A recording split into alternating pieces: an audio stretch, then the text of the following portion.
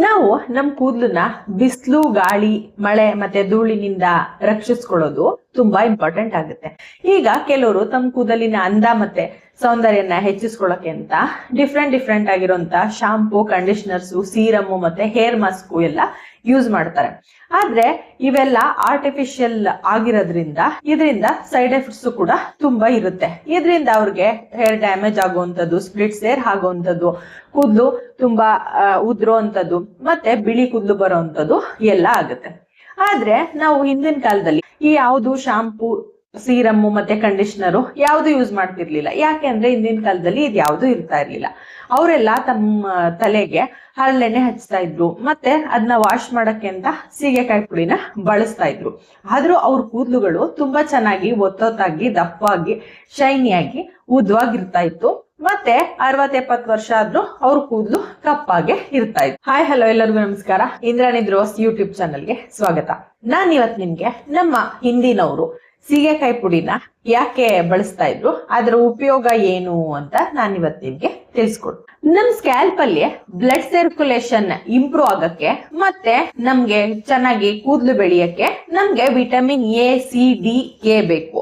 ಸೀಗೆಕಾಯಿ ಪುಡಿನಲ್ಲಿ vitamin A, C, D, K ಇರೋದ್ರಿಂದ ಇದು ಸ್ಕ್ಯಾಲ್ಪ್ ಅಲ್ಲಿ ಬ್ಲಡ್ ಸರ್ಕ್ಯುಲೇಷನ್ ಚೆನ್ನಾಗಿ ಆಗುವಂತೆ ಮಾಡಿ ನಮ್ ಕೂದಲು ತುಂಬಾ ಚೆನ್ನಾಗಿ ದಷ್ಟಪುಷ್ಟವಾಗಿ ಗಟ್ಟಿಯಾಗಿ ಶೈನಿಯಾಗಿ ಬೆಳೆಯುವಂತೆ ಮಾಡುತ್ತೆ. ಇದು ಕೂದಲಿನ ಬುಡದಲ್ಲಿ ಕೊಲಾಜಿನ್ ಉತ್ಪತ್ತಿ ಚೆನ್ನಾಗಿ ಆಗುವಂತೆ ಮಾಡಿ ಕೂದಲು ಗಟ್ಟಿಯಾಗಿ ಮತ್ತೆ ದಪ್ಪವಾಗಿ ಮತ್ತೆ ಹೇರ್ ಫಾಲಿಕಲ್ ಗ್ರೋತ್ ಚೆನ್ನಾಗಿ ಆಗುವಂತೆ ಮಾಡುತ್ತೆ. ನಮ್ ಕೂದಲು ಚೆನ್ನಾಗಿ ಬೆಳೆಯಕ್ಕೆ ಕ್ಯಾಲ್ಸಿಯಂ, ಮೆಗ್ನೀಷಿಯಂ ನಮ್ಗೆ ಬೇಕು. ಸೀಗೆಕಾಯಿ ಪುಡಿನಲ್ಲಿ ಕ್ಯಾಲ್ಸಿಯಂ, ಮೆಗ್ನೀಷಿಯಂ ಇರೋದ್ರಿಂದ ನಮ್ ಕೂದಲು ತುಂಬಾ ಚೆನ್ನಾಗಿ ಬೆಳೆಯುತ್ತೆ ಮತ್ತೆ ಇದರಿಂದ ಕೂದಲು ಕೂಡ ಉದುರೋದು ಕಡಿಮೆ ಆಗುತ್ತೆ. ಸೀಗೆ ಪುಡಿನಲ್ಲಿ ಆಂಟಿ ಬ್ಯಾಕ್ಟೀರಿಯಲ್ ಮತ್ತೆ ಆಂಟಿ ಫಂಗಲ್ ಪ್ರಾಪರ್ಟೀಸ್ ಇರೋದ್ರಿಂದ ಇದು ತಲೆ ಬುರುಡೆನಲ್ಲಿ ಬ್ಯಾಕ್ಟೀರಿಯಾ ಮತ್ತೆ ಫಂಗಲ್ ಇನ್ಫೆಕ್ಷನ್ ಆಗೋದನ್ನ ತಡೆಯುತ್ತೆ. ಮತ್ತೆ ಇದರಿಂದ ಡ್ಯಾಂಡ್ರಫ್ ಆಗಿ ನಮ್ ಕೂದಲು ಉದುರೋದ್ನು ಕೂಡ ಇದು ತಡೆಯುತ್ತೆ. ಸೀಗೆ ಪುಡಿಯ ಉಪಯೋಗಗಳು ಏನಪ್ಪಾ ಅಂತ ಕೇಳೋದಾದ್ರೆ, ಸೀಗೆ ಪುಡಿನಲ್ಲಿ ಸೋಪೋನೈನ್ ಎಂಬ ಒಂದು ಅಂಶ ಇದೆ. ಇದು ಸೀಗೆ ಪುಡಿಗೆ ನೊರೆ ಕೊಡುವಂತಹ ಒಂದು ಅಂಶ. ಇದು ನಮ್ ಕೂದಲಿನಲ್ಲಿರುವಂತಹ ಧೂಳು, ಕೊಳೆಯನ್ನೆಲ್ಲ ತೊಡೆದು ಹಾಕುತ್ತೆ. ಇದರಿಂದ ನಮ್ ಕೂದಲು ಶೈನಿಯಾಗಿ ಹೊಳೆಯುವಂತೆ ಮತ್ತೆ ಸ್ಮೂತ್ ಆಗುವಂತೆ ಮಾಡುತ್ತೆ. ಕೆಲವ್ರ ಕೂದಲು ತುಂಬಾ ಒರಟಾಗಿರುತ್ತೆ, ತುಂಬಾ ಡ್ರೈ ಆಗಿರುತ್ತೆ ಮತ್ತೆ ಫಿಝಿ ಏರ್ ಇರುತ್ತೆ. ಇನ್ ಕೆಲವ್ರ ಕೂದಲು ತುಂಬಾ ಗುಂಗುರಾಗಿರುತ್ತೆ. ಈ ಗುಂಗುರು ಕೂದಲಿರೋರು ಅವ್ರ ಕೂದಲನ್ನ ಮ್ಯಾನೇಜ್ ಮಾಡೋದು ತುಂಬಾ ಕಷ್ಟ. ಅದು ಗುಂಗುರು ಕೂದಲಿರೋರ್ಗೆ ಗೊತ್ತು ಅದು ಹೆಂಗೆ ಮ್ಯಾನೇಜ್ ಮಾಡೋದು, ಅವ್ರಿಗೆ ಎಷ್ಟು ಕಷ್ಟ ಆಗುತ್ತೆ ಅಂತ.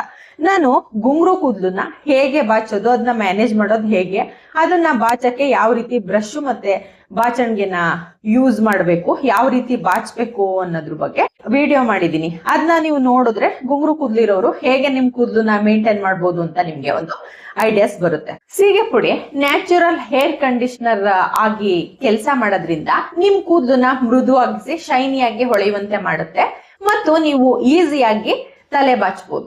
ನೀವು ನೋಡಿರ್ಬೋದು, ಕೆಲವ್ರ ಕೂದಲು ತುಂಬಾ ತೆಳ್ಳಗಿರುತ್ತೆ ಮತ್ತೆ ಶಾರ್ಟ್ ಆಗಿರುತ್ತೆ, ಬಿರುಕು ಬಿಡುತ್ತೆ ಮತ್ತೆ ಒಡ್ಕೊಂಡಿರುತ್ತೆ. ಈ ಸೀಗೆಕಾಯಿ ಪುಡಿನಲ್ಲಿರುವಂತಹ ಪೋಷಕಾಂಶಗಳು ಕೂದಲು ತೆಳ್ಳಗಾಗದ್ನ, ಒಡಿಯೋದ್ನ, ಬಿರುಕು ಬಿಡೋದ್ನ ಮತ್ತೆ ಶಾರ್ಟ್ ಆಗೋದ್ನ ತಡೆದು ಕೂದಲು ತುಂಬಾ ದಪ್ಪವಾಗಿ ಬೆಳೆಯುವಂತೆ ಮತ್ತೆ ತುಂಬಾ ಚೆನ್ನಾಗಿ ಹೊಳೆಯುವಂತೆ, ಉದ್ದವಾಗಿ ಬೆಳೆಯುವಂತೆ ಮಾಡುತ್ತೆ. ಕೆಲವ್ರಿಗೆ ಆಕ್ಸಿಡೇಟಿವ್ ಸ್ಟ್ರೆಸ್ ಇಂದ ಅಕಾಲಿಕವಾಗಿ ಬಿಳಿ ಕೂದಲು ಬಂದಿರುತ್ತೆ. ಅಂದ್ರೆ ಚಿಕ್ಕ ವಯಸ್ಸಿಗೆನೆ ಬಿಳಿ ಕೂದಲು ಬಂದಿರುತ್ತೆ. ಸೀಗೆಕಾಯಿ ಪುಡಿ ಆಕ್ಸಿಡೇಟಿವ್ ಸ್ಟ್ರೆಸ್ ಇಂದ ಅಕಾಲಿಕವಾಗಿ ಬಿಳಿ ಕೂದಲು ಬರೋದ್ನ ತಡೆದು ಕೂದಲು ಕಪ್ಪಾಗಿ ಹೊಳೆಯುವಂತೆ ದಪ್ಪವಾಗಿ ಬೆಳೆಯುವಂತೆ ಮಾಡುತ್ತೆ. ಕೆಲವ್ರಿಗೆ ತಲೆಯಲ್ಲಿ ಕಡಿತ ಬರೋದು, ರ್ಯಾಷಸ್ ಆಗೋದು, ಕೆಂಪಾಗೋದು ಆಗುತ್ತೆ. ಮತ್ತೆ ನೀರಿನಂಶ ಕೂಡ ಕಡಿಮೆ ಇರುತ್ತೆ. ಇದು ಇನ್ಫ್ಲಮೇಷನ್ ನಿಂದ ಆಗುವಂಥದ್ದು.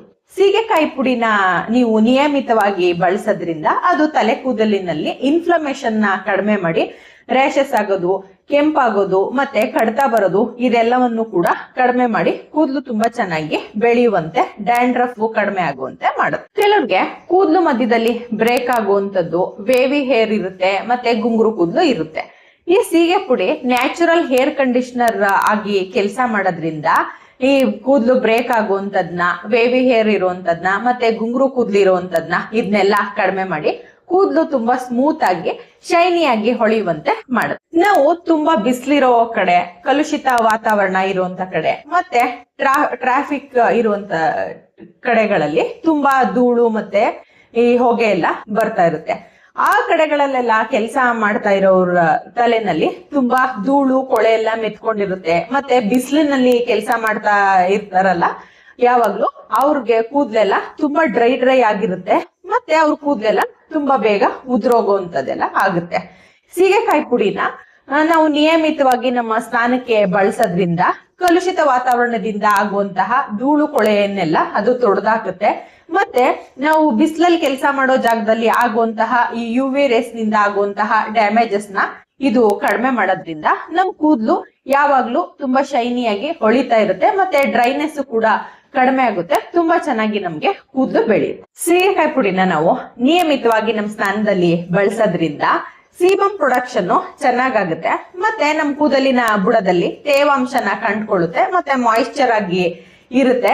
ಆಮೇಲೆ ನನ್ನ ಆಯಿಲ್ ಕಂಟೆಂಟು ಕೂಡ ನಮ್ಮ ಕೂದಲಿನ ಬುಡದಲ್ಲಿ ಕಾಪಾಡ್ಕೊಳ್ಳುತ್ತೆ. ನೀವು ತುಂಬಾ ಜನನ ಗಮನಿಸಿರ್ಬೋದು, ಕೂದಲಿನ ತುದಿ ಒಡ್ಕೊಂಡಿರುತ್ತೆ. ಅದನ್ನ ನಾವು ಸ್ಪ್ಲಿಟ್ ಹೇರ್ ಅಂತ ಕರಿತೀವಿ. ನೀವು ನಿಯಮಿತವಾಗಿ ನಿಮ್ ಸ್ನಾನದಲ್ಲಿ ಸೀಗೆಕಾಯಿ ಪುಡಿನ ಬಳಸೋದ್ರಿಂದ ಈ ಸ್ಪ್ಲಿಟ್ ಹೇರ್ ನ ಕಡಿಮೆ ಮಾಡ್ಬೋದು. ಮತ್ತೆ ಕೂದಲು ತಿನ್ನಾಗಿರುತ್ತೆ, ಅಂದ್ರೆ ತುಂಬಾ ತೆಳುವಾಗಿರುತ್ತೆ. ಆ ಕೂದಲು ಕೂಡ ತುಂಬಾ ದಪ್ಪವಾಗಿ ಬೆಳೆಯುವಂತೆ ಸೀಗೆ ಪುಡಿ ಮಾಡುತ್ತೆ. ಸೀಗೆ ಪುಡಿನ ಹೇಗೆಲ್ಲ ಯೂಸ್ ಮಾಡ್ಬೋದಪ್ಪ ಅಂದ್ರೆ, ಅಂಗಡಿನಲ್ಲಿ ಸೀಗೆ ಪುಡಿ ಸಿಗುತ್ತೆ, ಹಾಗೆ ಚಿಜ್ಲು ಪುಡಿನೂ ಸಿಗುತ್ತೆ. ಚಿಜ್ಲು ಪುಡಿನ ನೀವು ಆಲ್ರೆಡಿ ಕೆಲವರು ಯೂಸ್ ಮಾಡ್ತಾ ಇರ್ಬೋದು. ಚಿಜ್ಲು ಪುಡಿ ಅಂಟಂಟಾಗಿರುತ್ತೆ. ಇದು ಸೀಗೆ ಪುಡಿ ಜೊತೆ ಕೂದಲಿಗೆ ಅಂಟ್ಕೊಂಡು ಕೂದಲಲ್ಲಿರುವಂತಹ ಧೂಳು ಕೊಳೆ ಎಲ್ಲಾನು ರಿಮೂವ್ ಮಾಡುತ್ತೆ. ಇದರಿಂದ ನಮ್ ಕೂದಲು ಶೈನಿಯಾಗಿ ಪಳಪಳ ಅಂತ ಹೊಳೆಯುತ್ತೆ. ನೀವು ಸೀಗೆಕಾಯಿ ಪುಡಿನ ಫ್ರೆಶ್ ಆಗಿ ಯೂಸ್ ಮಾಡ್ಬೇಕು ಅಂತ ಅನ್ಕೊಂಡಿದ್ರೆ ಅಂಗಡಿಲಿ ಸೀಗೆಕಾಯಿ ಸಿಗುತ್ತೆ. ಅದನ್ನ ತಗೊಂಡ್ ಬಂದು ನೀರಲ್ಲಿ ಚೆನ್ನಾಗಿ ನೆನ್ಸಾದ್ಮೇಲೆ ಬಿಸಿಲಲ್ಲಿ ಒಂದ್ 3-4 ದಿನ ತುಂಬಾ ಚೆನ್ನಾಗಿ ಒಣಗಾದ್ಮೇಲೆ ಅದನ್ನ ಮಿಕ್ಸಿನಲ್ಲಿ ಪೌಡ್ರ್ ಮಾಡ್ಕೊಳ್ಳಿ.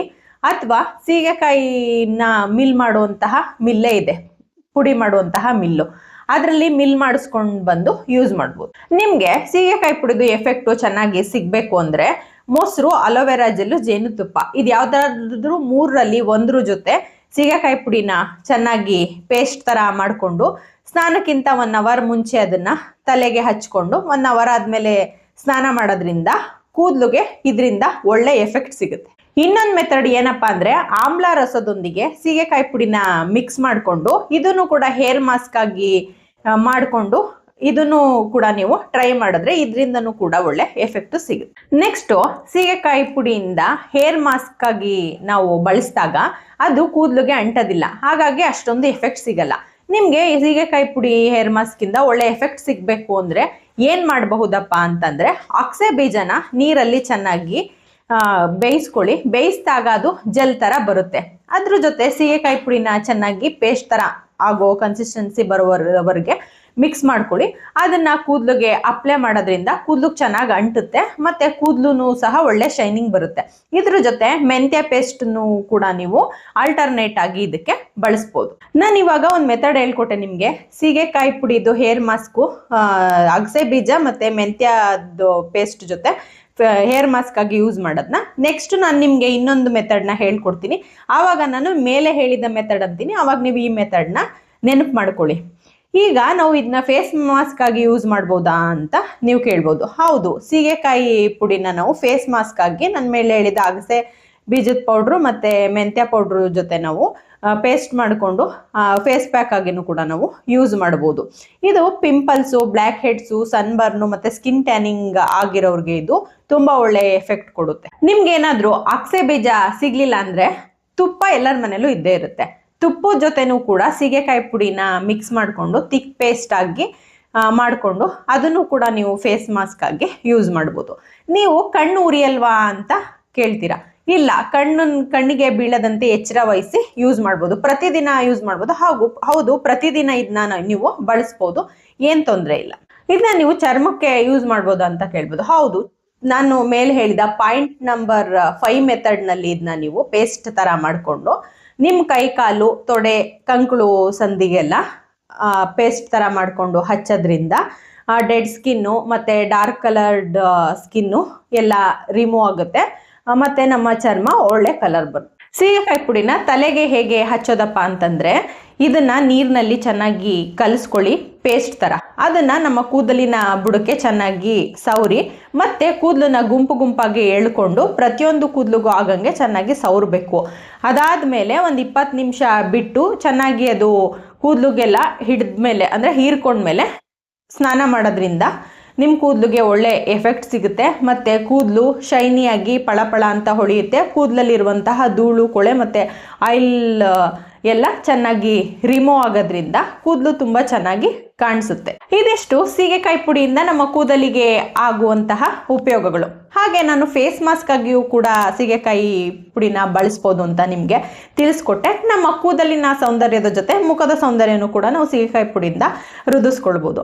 ಇದು ನಮಗೆ ನೈಸರ್ಗಿಕವಾಗಿ ಯಾವುದೇ ಕೆಮಿಕಲ್ ಇಲ್ಲದೆ ನಮ್ಮ ಕೈಗೆಟುಕುವ ರೀತಿ ಸಿಗೋದ್ರಿಂದ ನಿಮ್ಮ ಕೂದಲಿಗೆ ಸಂಬಂಧಪಟ್ಟ ಎಲ್ಲ ಸಮಸ್ಯೆಗಳನ್ನ ಇದರಿಂದ ನೀವು ಬಗೆಹರಿಸ್ಕೋಬಹುದು. ಕೂದಲು ಉದುರುವಂಥದ್ದು, ಡ್ರೈ ಹೇರ್ ಆಗಿರುವಂಥದ್ದು, ಅಕಾಲಿಕವಾಗಿ ಕೂದಲು ಬೆಳಗಾಗುವಂಥದ್ದು ಮತ್ತು ಕೂದಲು ತೆಳ್ಳಗಾಗಿರುವಂಥದ್ದು, ಈ ಎಲ್ಲ ಸಮಸ್ಯೆನೂ ಕೂಡ ಪ್ರತಿದಿನ ನೀವು ಸೀಗೆಕಾಯಿ ಪುಡಿನ ಬಳಸೋದ್ರಿಂದ ನಿಮ್ಮ ಕೂದಲಿನ ಆರೋಗ್ಯ ಮತ್ತು ಸೌಂದರ್ಯನ ನೀವು ಹೆಚ್ಚಿಸ್ಕೊಳ್ಬೋದು.